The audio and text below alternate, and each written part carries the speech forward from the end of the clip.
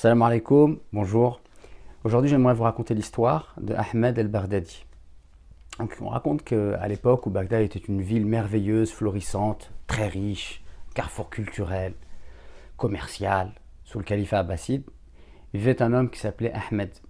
Cet homme-là était très pauvre et il vivait à la périphérie de la ville de Bagdad. Il était tellement pauvre qu'il s'était construit un habit de fortune, une espèce de taudis.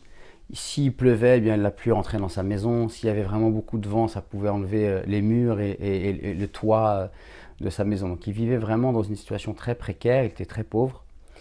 Et il vivait à la périphérie de Bagdad.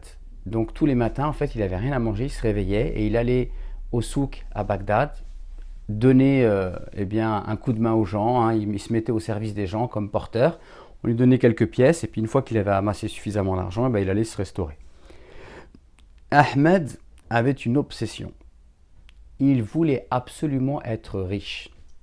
Et on dit que lorsque il voyait des émirs passer dans des habits merveilleux, il les regardait et il était complètement subjugué par ce qu'il pouvait dégager comme prestance, comme noblesse, comme richesse.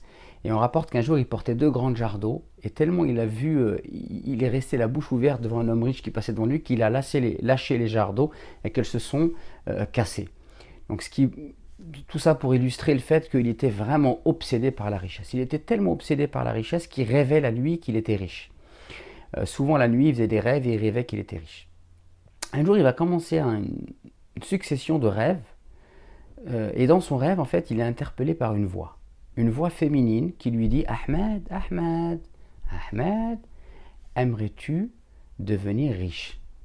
Ahmed, Ahmed, si tu veux être riche, eh bien, et puis en fait à chaque fois comme ça, la voix lui dit un certain nombre de choses, mais il se réveille, il n'a pas le temps d'aller au bout de son rêve.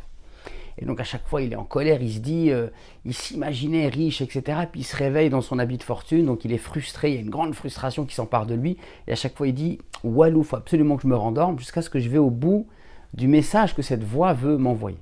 Et puis ça va se passer comme ça pendant un certain temps.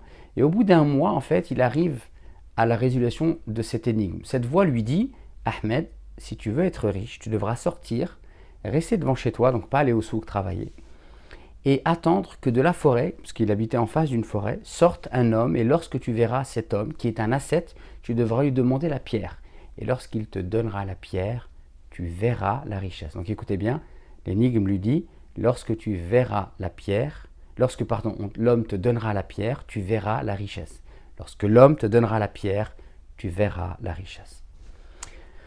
Donc le lendemain, il se réveille, il se dit, allez hop, j'ai enfin résolu cette énigme, j'ai été au bout du rêve, donc maintenant je vais attendre. Donc il se réveille un matin, il attend. Il attend devant chez lui, toute la matinée passe, rien du tout, il fait très chaud, il a faim, il a soif, il n'a rien mangé, mais il attend toujours patiemment. On passe le Dohor, donc lorsque le soleil est à son zénith. On arrive au Asr, toujours rien, et là il commence à douter. Et en fait, peu de temps avant le Maghreb, il voit une silhouette au loin de la forêt se diriger vers lui. Plus la silhouette se rapproche, plus il arrive à voir avec précision le personnage, et plus effectivement ce personnage ressemble à un ascète. Et là, l'ascète se rapproche de lui, et il se dit, qu'est-ce que je vais faire? Est-ce que je lui demande de me donner la pierre directement? Est-ce que je lui explique que j'ai fait un rêve? Donc il commence à être un petit peu perturbé. Et il va voir l'ascète, il lui dit, est-ce que tu peux me donner la pierre? Là, bien évidemment, l'ascète, il est complètement surpris par cette demande. Et lui, mais comment ça? Il lui dit, oui, oui, donne-moi la pierre. En fait, j'ai fait un rêve, et dans mon rêve, on m'a dit que je devrais t'attendre, et que je devrais te demander la pierre, et que tu devrais me donner la pierre. Il lui dit, tu veux dire la pierre que j'ai trouvée dans la forêt? Il lui dit, bah donne-moi cette pierre si c'est la seule que tu possèdes. Et là, l'ascète met sa main dans sa poche, sort un étui, ouvre l'étui, et à l'intérieur de l'étui, il sort une pierre, et en fait, c'est une perle précieuse. Et dans son rêve, on lui avait dit, tu verras la richesse. Et là, il voit cette perle précieuse, il est aux anges, il est content. Et donc, il prend cette pierre. Quand il prend cette pierre, il n'a même pas le temps de dire merci à l'ascète qui rentre chez lui et ferme la porte. Et là, il commence à réfléchir. Il est à la fois content, mais à la fois troublé. Il dit, comment se fait-il que cet homme-là avait une perle précieuse que je lui ai demandé de me la donner, qui me l'a donnée, sans la moindre objection? C'est étonnant quand même.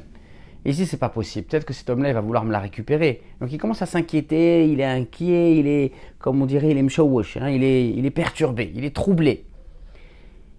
Et là, l'ascète vient et frappe à sa porte, toc, toc, toc, et lui dit, écoute, il se fait tard, est-ce que ça ne te dérange pas que je dorme devant chez toi, et puis demain matin, à l'aube, je repartirai. Et là, l'ascète, plutôt Ahmed ouvre la porte, voilà, regarde l'ascète d'un œil, il dit, écoute, il n'y a pas de problème, tu peux dormir là, il ferme la porte. Et là, il commence à avoir plein de ouest-ouest, plein d'idées noires, il dit, en vérité, il va certainement attendre que je dorme pour me voler la pierre, c'est bizarre, et ainsi de suite. Et toute la nuit, Ahmed veille, n'arrive pas à trouver le sommeil. Et à chaque fois qu'il ouvre la porte, il voit que l'ascète, lui, dort tranquillement. Au matin, à l'aube, Ahmed sort, réveille l'ascète, lui rend la perle précieuse et lui dit « c'est bon, j'ai compris, je te rends la pierre ». Alors la question est pourquoi Ahmed rend la pierre à l'ascète? La réponse est la suivante. Lorsque Ahmed va rendre la pierre à l'ascète, il va lui dire « j'ai compris ce qu'est la richesse. La richesse n'est pas cette pierre, mais c'est ce qu'il y a dans ton cœur qui te permet de donner cette perle précieuse et de passer une bonne nuit. Moi, j'étais propriétaire de la perle précieuse, je n'ai pas réussi à dormir. Toi, non seulement tu m'as donné la pierre et tu as réussi à trouver le sommeil. Et donc, j'ai compris que la richesse n'est pas cette pierre, mais c'est ce qu'il y a dans ton cœur qui te permet de donner cette pierre précieuse et d'être complètement détaché des biens matériels. Et donc, c'est ce que je vais rechercher moi aussi, cette richesse intérieure. Barakallahu fikum de m'avoir écouté.